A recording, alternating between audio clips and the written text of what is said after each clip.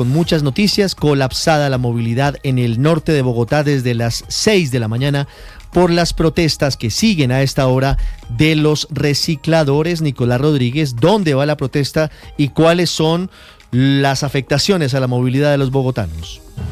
Ricardo, buenas tardes para usted, para todos los oyentes. Así es, mire, a esta hora esa manifestación completa 7 horas de bloqueo. Yo los saludo desde la calle 72 a la altura de la avenida Caracas, porque a esta hora ese grupo de casi 500 recicladores está tomando el deprimido para dirigirse a la 72, tomar la carrera séptima y así hacer un recorrido hacia la Plaza de Bolívar. Rápidamente recordemos una manifestación que inició a las 6 de la mañana, tomó la calle 100 con autopista norte, después la carrera 30 con calle 90 y asimismo subieron hasta la 72 hacia este punto. Lo que piden los recicladores es que se cambie el esquema, más bien el decreto con el que se hace la recolección de los residuos en Bogotá, porque básicamente lo que está diciendo el distrito en este momento es que en varios operativos se han identificado que muchas personas de este grupo de recicladores, a la hora de hacer su labor, dejan los desechos completamente regados en las aceras y en las vías principales de Bogotá. Sin embargo, ellos dicen que es necesario que se haga esa regulación, ya que también están generando pérdidas para estos sectores de recicladores. Por parte del distrito confirmaron que no se va a hacer la negociación de ese decreto 014 del 2023 y que esperan además reunirse a lo largo de la tarde. Pendientes de la movilidad, pendientes de esta posible negociación y de la protesta de los recicladores en Bogotá. Hay, atención, un grave accidente de tránsito hace algunos minutos en el corregimiento de Santa Elena en Medellín. Héctor Santamaría.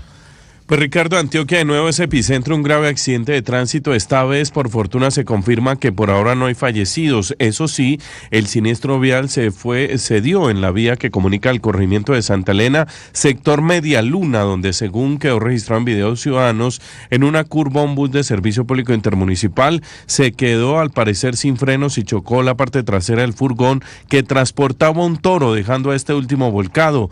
El vehículo de color rojo que cubre la ruta Medellín-Río Negro colisionó primero con una vivienda y posteriormente cayó al abismo. Según el reporte del propio alcalde Federico Gutiérrez, en el bus viajaban 25 personas y a esta hora los organismos de socorro atienden la emergencia, pero de manera preliminar este accidente dejó un lesionado de gravedad y 4 más de consideración que son atendidos en centros asistenciales. Por ahora, por el gran trancón, sí, Ricardo, hay que tomar la variante Las Palmas y luego tomar las veredas Pantanillo Perico para llegar a Santa Elena. Muy Ricardo, impresionante el video del accidente. Ahí lo estamos viendo en Dito y en YouTube, Héctor.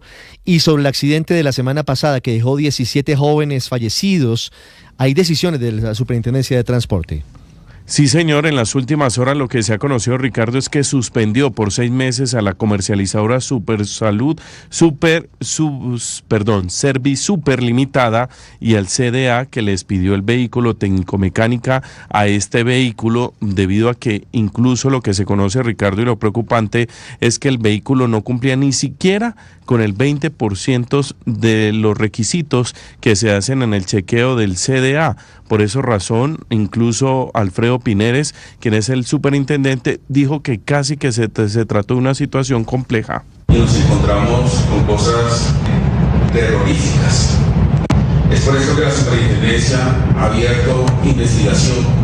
Lo que se quiere decir, Ricardo, es que ni siquiera la llanta, las luces y la carrocería, ni tampoco al interior las sillas y mucho menos el aire acondicionado funcionaban, y eso es lo que se está investigando. Por ahora también Procoltur, que sí, recordemos que fue la que hizo el transporte, también está suspendida la licencia a las 2 debido a esta situación lamentable que ocurrió la semana pasada, Ricardo. ¿Qué pasa a esta hora con la movilidad? Plan éxodo gigante en el aeropuerto El Dorado. Juan Andrés Beltrán. Una proyección de 7,5 millones de pasajeros es lo que creen las autoridades se movilizarán en esta temporada de fin de año por la terminal aérea más importante del país. Me refiero acá al Aeropuerto Internacional El Dorado, con picos que pueden llegar hasta las 200,000 personas diariamente entre pasajeros internacionales y pasajeros nacionales. Y precisamente para que usted evite contratiempos si va a viajar por esta terminal en fin de año, le entregamos las siguientes recomendaciones. Recuerde que no puede llevar en su equipaje de mano objetos con bordes afilados, tampoco líquidos en contenedores superiores a los 100 mililitros. También, si tiene planeado un viaje internacional, recuerde que está la opción de hacer el registro migratorio en el Biomic, lo que le evitará una larga fila. y preste mucha atención a este número telefónico 322-822-0300. Es el asistente virtual del aeropuerto El Dorado, donde vía WhatsApp puede consultar en tiempo real información sobre vuelos, aerolíneas y toda la operación de la terminal aérea. Hay otra noticia urgente en Villavicencio. Hay un número importante de habitantes de calle en condición crítica, intoxicados, luego de haber consumido una lechona. Investigan las autoridades la hipótesis de si habría sido accidental o si fue un caso de envenenamiento. Terrible. Daniel Beltrán. Lo que parecía una obra de caridad por la entrega de un alimento para los habitantes de calle terminó siendo una pesadilla. 7 personas resultaron intoxicadas luego de ingerir una lechona que les entregó un hombre que transitaba en un vehículo por el sector de Ciudad Porfía. Así lo dio a conocer la secretaria de Salud de Villavicencio, Janet Sierra. Medicina legal y la policía pues está al frente de la investigación porque aparentemente es un caso de una situación que tiene condiciones de que fue algo premeditado. En este momento el estado de salud de estas personas es crítico. 3 de ellos están con pronóstico reservado y 4 más con afectaciones cardiorrespiratorias. Las autoridades no descartan un posible envenenamiento. A pesar de que muy temprano se había anunciado la liberación de 18 militares secuestrados por una comunidad indígena aparentemente instrumentalizada por el ELN, todavía no se ha llevado a cabo ese operativo de liberación. Todo el país exige que con urgencia regresen a la libertad estos militares. Cristian Correa. No, señor Ricardo, no se ha logrado la liberación según lo que explican desde la gobernación del Chocó, también por las condiciones climáticas, porque hasta ahora hay un derrumbe en la vía que lleva de Medellín a Quibdó, la capital de este departamento, que está afectando la llegada de estos delegados de la misión humanitaria de la Defensoría del Pueblo. Sin embargo, hay que decir que hasta ahora también hay una reunión extraordinaria, un consejo extraordinario de seguridad en la capital del departamento del Chocó, donde participa el Ejército, el Ministerio de Defensa, la Policía Nacional y la Defensoría, ultimando precisamente los detalles de cómo sería esa misión de liberación de los 18 militares secuestrados. Esto en zona rural del municipio de Carmen de Atrato, en el departamento del Chocó. Pues precisamente la gobernadora de ese departamento es la que está advirtiendo en este momento, la gobernadora Nubia Contreras, que ya han logrado identificar a 4 líderes o a 4 liderazgos de este resguardo a quienes les van a presentar las acciones penales necesarias para que cumplan con su responsabilidad. Azonada, secuestro, violencia contra funcionario público y obstrucción a la acción pública del Estado. De igual manera puede la comunidad, en caso de que haya podido comprobar una violación de derechos contra la ciudadana, contra esta mujer. Era la gobernadora Nubia Córdoba entonces entregando precisamente cuáles serían los delitos que les imputarían a los responsables por estos hechos. Más temprano, el general William Caicedo, el comandante de la Brigada 15 del Ejército que opera precisamente en esta zona, también hizo referencia a la ambigüedad de que sean precisamente los militares que están tratando de recuperar el control de la zona que hoy sean los secuestrados por parte de esta comunidad indígena. Pues vea precisamente el contexto, no debería ser así, es todo lo contrario, deberían capturar, si tienen una guardia indígena que representa a la autoridad allí, deberían capturar a los miembros de cualquier estructura armada que es ilegal. Recordemos que en el departamento del Chocó confluyen diferentes grupos armados ilegales, el ELN, el Clan del Golfo y las disidencias de las FARC, que complican, por supuesto, la situación de orden público en el sur del país. 1:10. Antes de finalizar esta semana, el gobierno reanudaría la fumigación con glifosato con drones. El gobierno dice que eso es terrestre. Muérome de la pena. Los drones vuelan. Eso no es terrestre, ministro de Justicia. Sergio Barbosa. El gobierno nacional, a través del ministro de Justicia encargado Andrés Hidárraga, anunció que en el transcurso de esta semana se reanudará la aspersión de cultivos ilícitos con glifosato, esta vez mediante aspersión terrestre controlada con drones en zonas donde los grupos armados ilegales estarían obligando a campesinos a sembrar hoja de coca. La fecha tiene que ser esta semana, de nuevo. Hoy se surtió el comité, se aprobó, de tal manera que mañana más tardar tendría que estar en poder de la ANLA la autorización, la última autorización ambiental, para que en el transcurso de la semana, más tardar jueves o viernes, ya la Policía Nacional inicie esas operaciones en el país. Izárraga explicó que la expresión se realizará a través de drones que operarán a una altura máxima de 1,5 metros sobre la planta, lo que permitirá una aplicación focalizada del químico directamente sobre la hoja de coca. De acuerdo con el ministro de Justicia encargado, esta tecnología permitiría cubrir hasta 1 hectárea en aproximadamente 30 minutos, reduciendo riesgos para la fuerza pública, las comunidades cercanas al medio ambiente. Esa decisión del gobierno parte de la complicada situación de orden público por la que atraviesan varias regiones del país. En ese sentido, una de las primeras zonas en donde se reanudará la aspersión con glifosato será el departamento del Cauca. Hablando del Cauca, Sergio, 1:12, voy al municipio de Suárez, víctima del más reciente ataque terrorista de las disidencias de las FARC. Hay un herido luego del hostigamiento a la estación de policía en la noche de este domingo. Fernando Rojas. Las disidencias de Mordisco volvieron a atacar a Suárez, Cauca. Nuevamente la estación de policía fue el blanco del ataque, pero en esta ocasión niños, adultos mayores y personas que acudían a la final juvenil de fútbol interbarrios quedaron en medio de las balas. César Cerón, alcalde de Suárez, Cauca. Teníamos hoy la final del campeonato interbarrios del municipio, jugando ya el último partido de la final. Desafortunadamente se hacen el hostigamiento a la estación de policía que está muy cerca de la cancha de fútbol. Lamentablemente otra vez quedamos la comunidad en medio del fuego cruzado. Entre el sonido de las ráfagas de fusil, todos corrieron a refugiarse. Maribel Perafán, secretaria de Gobierno del Cauca. Estos grupos, al margen de la ley, atentan directamente contra la población civil y creo que esta es una de las muestras que nos hace pensar que definitivamente así es. No se respeta absolutamente nada y por supuesto pone en gran riesgo a la comunidad y sobre todo pues genera bastante temor y zozobra. La acción armada de las disidencias deja una persona herida. Carolina Camargo, secretaria de Salud del Cauca. Lamentablemente sale una persona civil herida por este cruce de fuego, la cual fue asistida en el hospital del municipio de Suárez y una vez hubo cese al mismo trasladada a la ciudad de Cali. Según el ejército, la reacción de la tropa fue inmediata, evitando que el ataque se prolongara.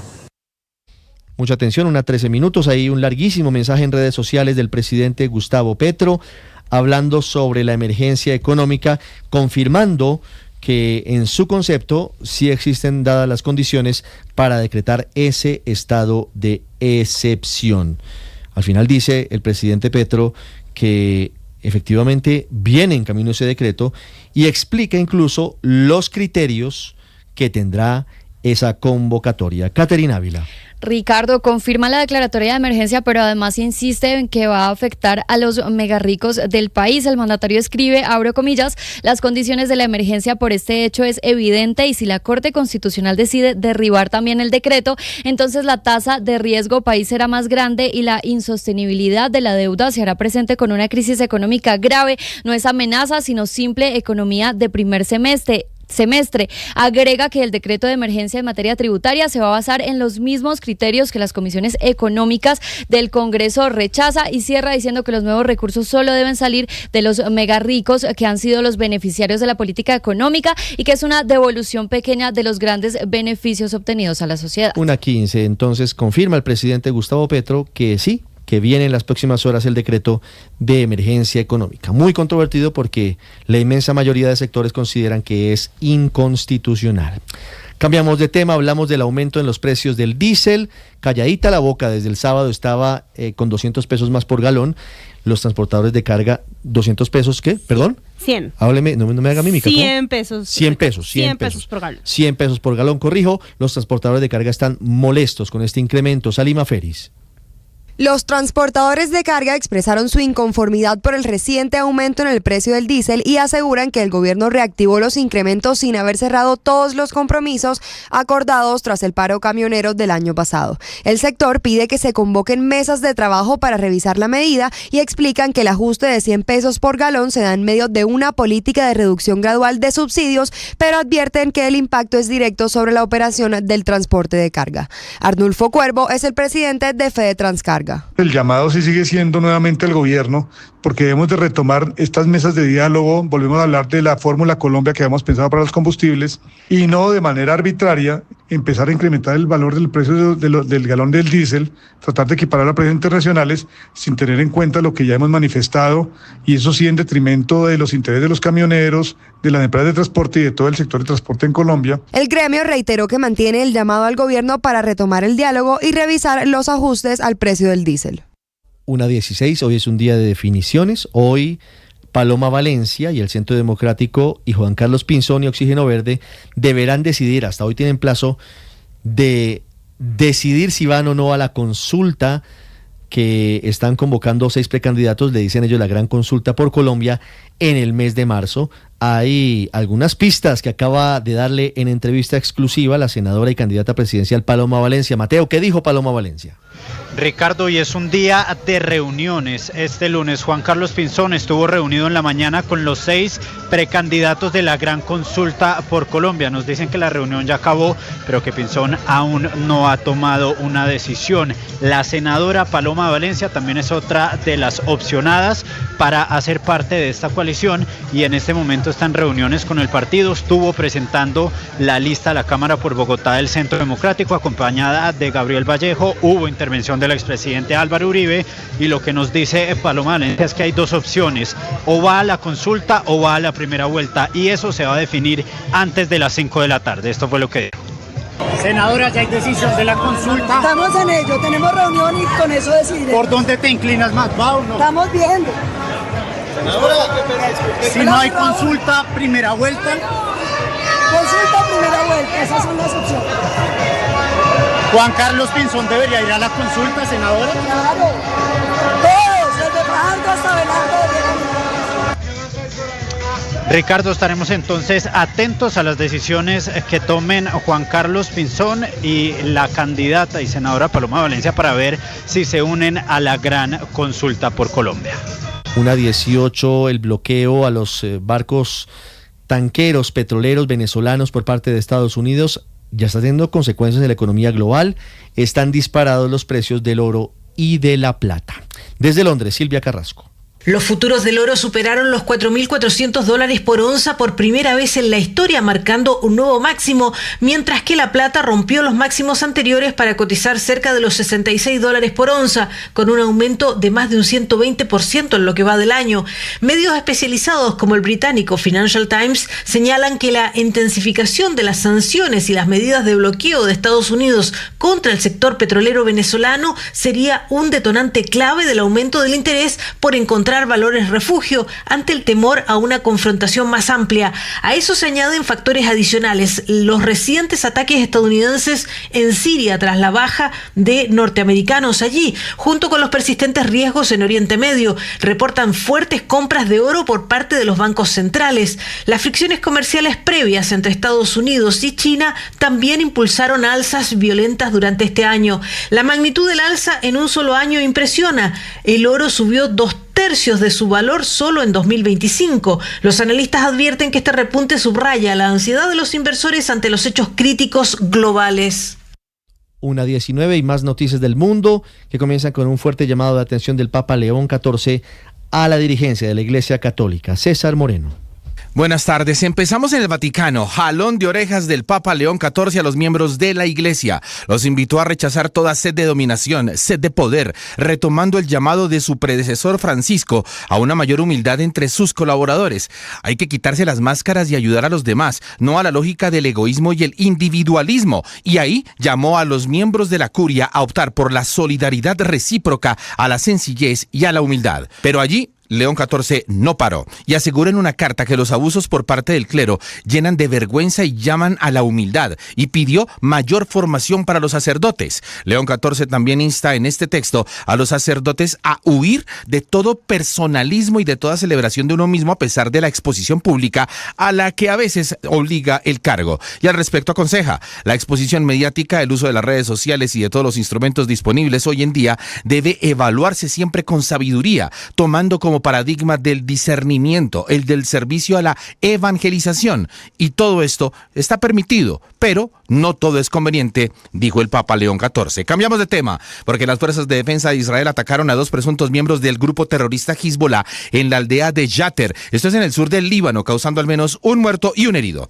Las fuerzas de defensa israelíes señalaron que eliminaron a un terrorista que intentaba reconstruir infraestructura militar de Hezbollah allí en la región. Según el ejército israelí, todas estas acciones constituían una violación de los acuerdos entre Israel y el Líbano, y también sostiene que sus operaciones en el territorio libanés son necesarias para prevenir que Hezbollah reconstruya su capacidad militar cerca de la frontera. Y por último, en el vecindario, un tribunal ecuatoriano condenó a 11 militares a 34 años y 8 meses de cárcel por la desaparición forzada de 4 menores afrodescendientes, a quienes detuvieron irregularmente en diciembre del 2024 en Guayaquil y que días después fueron hallados calcinados y con heridas de bala. Este es el mayor caso de presuntas violaciones de los derechos humanos registrado bajo el conflicto armado interno decretado por el presidente Daniel Noboa en enero del 2024 y el primero que llega a una sentencia, pues organizaciones defensoras de derechos humanos han documentado al menos 33 violaciones a los derechos humanos. Decides aprender y llenar tu casa de regalos.